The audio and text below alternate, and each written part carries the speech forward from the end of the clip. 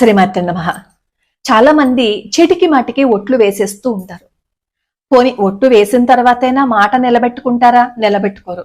ఒట్టు వేసి ఆ ఒట్టును తప్పుతారనమాట. అంటే ఇచ్చిన మాట తప్పడం. అలా ఇచ్చిన మాట తప్పితే నమ్మక ద్రోహం. ఆ నమ్మక ద్రోహానికి గరుడ పురాణంలో చాలా దారుణమైన శిక్ష ఉందనమాట.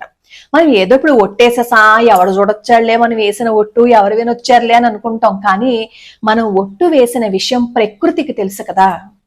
అంటే భగవంతుడికి తెలుసు, ఆయన వదిలిపెట్టడు ఖచ్చితంగా. కాబట్టి చీటికి మాటికి ఒట్లు వేసేసి అనవసరంగా ఎదుట వాళ్ళకి నమ్మక ద్రోహం చేయకండి. ఆ నమ్మక ద్రోహం మామూలుగా ఉండదు. నమ్మక ద్రోహం చేస్తే తాచుపాము కంటే కూడా చాలా వేగంగా వచ్చేసి కాటేసేస్తుంది అనమాట మనల్ని. అయితే ఇప్పుడు ఎందుకండి బాబు ఈ ఒట్లు కర్మ అంటే అంటారు, అసలు విషయం చెప్పండి అంటారా? అక్కడికే వస్తున్నా. మనిషికి మనం ఒక ఒట్టు వేస్తేనే ఆ మాట తప్పితే నమ్మక ద్రోహం చేసినట్లు అవుతుంది కదా. మరి అలాంటిది భగవంతుడికి ఒట్టు వేస్తే, భగవంతుడి పాదాల సాక్షిగా ఇంకొంతమంది ఏం చెప్తారు తెలుసా, వాళ్ళు చేసింది తప్ప రైట్ అనేది పక్కన పెట్టేస్తే భగవంతుడి సాక్షిగా అంటారు. భగవంతుడి సాక్షిగా అని మనం ఒట్టు పెట్టేశాము అంటే అసలు ఆ మాటని మనం మేరకూడదు తెలుసా. కొంతమంది పిల్లల మీద కూడా ఒట్లు వేసేస్తారు. ఒట్లు వేసేసి ఆ మాట తప్పేస్తారు. అంటే మనం బాగుంటే పర్వాలేదన్నమాట, అది వాళ్ళ ఉద్దేశం. అయితే నిరాధారుడు, కళ్యాణ్ వీళ్ళిద్దరూ రామేశ్వరం నుంచి మధుర వరకు తీర్థయాత్రలు చేయాలని అనుకుంటారు. అంటే ఈ నిరాధారుడిదేమో వేరే ఊరు, కళ్యాణ్దేమో హరిద్వార్ అనమాట. వీళ్ళిద్దరూ రామేశ్వరంలో కలుసుకుంటారు. అక్కడి నుంచి మధుర ఇద్దరు కలిసి వెళ్తారు. ఇలా తీర్థయాత్రలు అవన్నీ చేసినప్పుడు కళ్యాణ్కి ఆరోగ్యం పాడైపోతుంది అనమాట. మంచాన పడతాడు, లేవలేని స్థితి. అప్పుడు నిరాధారుడే కదా ఉన్నాడు.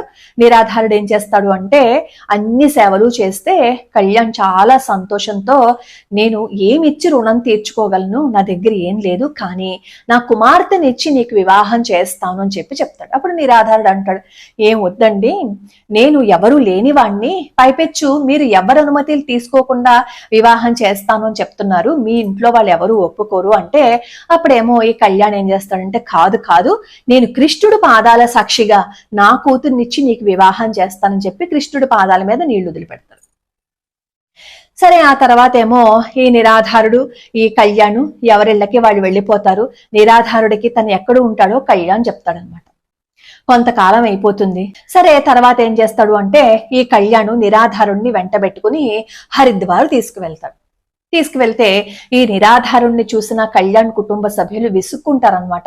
చచ్చి ఇలా ఉన్నాడేంటి, ఇలాంటి వాడిని మన ఇంటికి తీసుకొచ్చావేంటని చెప్పి విసుక్కుంటారు. అప్పుడు కళ్యాణ్ చెప్తాడు, నాకు అనారోగ్యం చేసింది, అప్పుడు నా ప్రాణాలను కాపాడిన ప్రాణదాత కుమార్తెనిచ్చి వివాహం చేస్తానని చెప్పి తనకి మాట ఇచ్చాను అంటే గొడవ పెడతారు.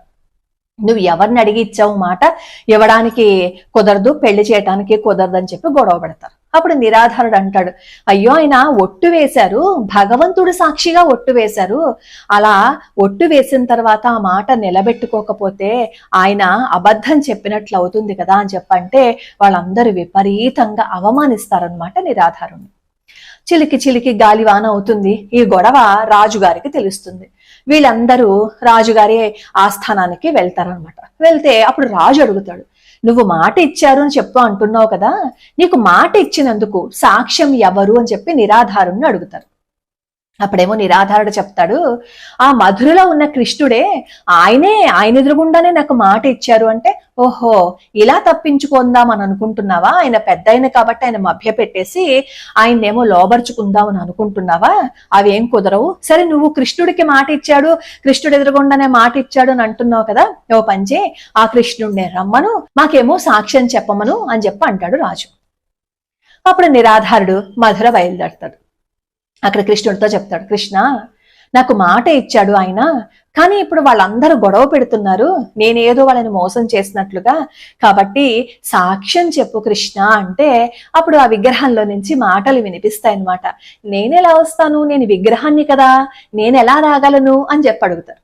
అప్పుడు నిరాధారుడు అంటాడు, నేను విగ్రహాన్ని కదా, నేనెలా రాగలను అని చెప్పి అందులో నుంచి మాటలు వినిపించావు కదా, మరి అలాంటప్పుడు నువ్వు నా కోసం అంతవరకు రాలేవా అని చెప్పి అడిగితే తన భక్తుడి యొక్క భక్తికి మురిసిపోయి చెప్తాడు, సరే నేను నీ వెనకాలే వస్తాను, కానీ నువ్వు వెనక్కి తిరిగి చూడకూడదు, వెనక్కి తిరిగి చూడను అంటే అప్పుడు నీ వెనకాలే వస్తానని చెప్పి కృష్ణ పరమాత్మ ఏమో చెప్తారనమాట. సరే అని అంటారు, అలా వచ్చేస్తారనమాట. దగ్గరికి వచ్చేసరికి ఈ నిరాధారుడికి అనుమానం వస్తుంది, ఎందుకంటే ఒక చోట గజ్జల చప్పుడు ఆగిపోతుంది అనమాట. వెనక్కి తిరిగి చూస్తారు. వెనక్కి తిరిగి చూసేసరికి అక్కడ అర్చామూర్తి, శిలామూర్తి అయిపోతారు శ్రీకృష్ణ పరమాత్మ. అప్పుడు నిరాధారుడు ఏం చేస్తాడంటే రాజా ఆస్థానానికి వెళ్ళి, అదిగో నాతో పాటు కృష్ణుడు వచ్చాడు చూడండి అక్కడ ఉన్నారు అని చెప్పి చూపిస్తాడు అనమాట. వాళ్ళందరినీ తీసుకుని వస్తారు. వాళ్ళందరికీ ఆశ్చర్యం కలుగుతుంది, ఎందుకంటే అప్పటి వరకు అక్కడ విగ్రహం లేదు, కానీ అప్పుడు విగ్రహం వెలిసింది. కానీ రాజుకి ఇంకా అనుమానం ఉంటుందన్నమాట. ఆ అనుమానం తీర్చుకోవటం కోసం నువ్వు అబద్ధం ఆడుతున్నావు, నువ్వే తీసుకొచ్చి ఇక్కడ విగ్రహాన్ని పెట్టావు అంటే అప్పుడు ఆ విగ్రహంలో నుంచి మాటలు వినిపిస్తాయన్నమాట. నా సాక్షిగా మాట ఇచ్చాడు, నిజమే, వివాహం చేసుకోవటం కోసం ఇప్పుడు మాట తప్పకూడదు, మాట తప్పితే మహాపాపం అని చెప్పి కృష్ణ పరమాత్మ చెప్తారు. అప్పుడు ఆ కళ్యాణ్ కూతుర్ని నిరాధారుడికి ఇచ్చి వివాహం చేస్తారనమాట. ఈ రోజుకి సాక్షి గోపాలుడి విగ్రహం ఉంటుంది. ఆ ఎక్కడి నుంచి అయితే ద్వారకలో నుంచి నడిచి వచ్చేసారో అక్కడ ఇంకొక విగ్రహాన్ని ప్రతిష్ఠించారు. ఎవరైనా అక్కడికి వెళ్ళినప్పుడు చూడొచ్చు. మనం మాట ఇచ్చాము అని అనుకోండి, ఆ మాట తప్పకూడదు. అందుకే మన పెద్దవాళ్ళు చెప్తారు, చీటికి మాటికి ఒట్లు వేసేయకండి అని. చీటికి మాటికి ఒట్లు వేసేసి ఆ మాట మనం తీర్చకపోతే మాట తప్పిన వాళ్ళము అవుతాము. మనం మాట ఇచ్చి వాళ్ళ పర్సనల్స్ ఏమైనా తెలుసుకుని బయటికి చెప్పేశాము అంటే మామూలుగా కొట్టదు, చాచి పెట్టి కొట్టేస్తుంది అనమాట. ఎప్పుడు ఒకటి గుర్తు పెట్టుకోవాలి, మనం ఎదుటివాడికి ఏదైతే అపకారాన్ని చేశామో అదే అపకారం మళ్ళీ మనకి వచ్చేస్తుంది. మనం ఎదుట వాళ్ళకి ఏదైతే సాయం చేశామో అదే సాయం మళ్ళీ మనకి వస్తుంది అనే విషయం గుర్తుపెట్టుకోవాలి. కర్మ అంటే ఏదైనా సరే మళ్ళీ తిరిగి ఇచ్చేసేది అనమాట. నువ్వు మంచి చేసినా నువ్వు చెడు చేసినా మళ్ళీ నీకు తిరిగి ఇచ్చేసేది. ముఖ్యంగా భగవంతుడి సాక్షిగా అని భగవంతుడి మీద ఒట్టేయకండి. అసలు ఎవరి మీద ఒట్టేయకూడదు, కానీ ఒట్టేసి తప్పితే మాత్రం చాలా దారుణంగా ఉంటుంది. ప్రతిదాని మీద అస్తమాటికి చీటికి మాటలకి ఒట్టేసేసాము అంటే తర్వాత మనం వేసే ఒట్టుకి విలువ ఉండదు, మనం చెప్పే మాటకి కూడా విలువ ఉండదు అనమాట. ఈ కథలో చెప్తారనమాట నిరాధారుడు, అనవసరంగా అలా ఒట్టు వేశావు, ఆ రోజు నేను వద్దని చెప్తూనే ఉన్నాను, నువ్వు భగవంతుడి మీద ఒట్టేసినందువల్లే నేను ఇంతవరకు వచ్చి వివాహం చేసుకోవడానికి ప్రయత్నించాను, అడిగాను, ఆ మాట తప్పకూడదు, అందులో మంచివాడివి, నీ మాట తప్పకూడదు, నీ మాట అబద్ధం అవ్వకూడదు, ఆ దోషం నీకు రాకూడదని చెప్పి నేను ఇక్కడికి వచ్చాను.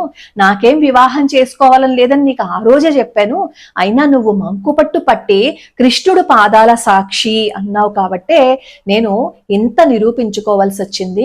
కానీ నీ వల్ల అందరికీ కృష్ణ సాక్షాత్కారం లభించింది అంటారు. కృష్ణ పరమాత్మ మనం ప్రేమిస్తే అంతకు మించి ప్రేమను చూపిస్తారు. సర్వస్వ శరణాగతి చేస్తే మన కోసం ఏదైనా చేస్తారు, మన కోసం వచ్చేస్తారు, మనం పిలిస్తే పలుకుతారు, మనతో మాట్లాడతారు. అది ఎవరైనా సరే, నీ ఇష్టదైవం ఎవరైనా సరే, నువ్వు పిలిస్తే పలుకుతారు.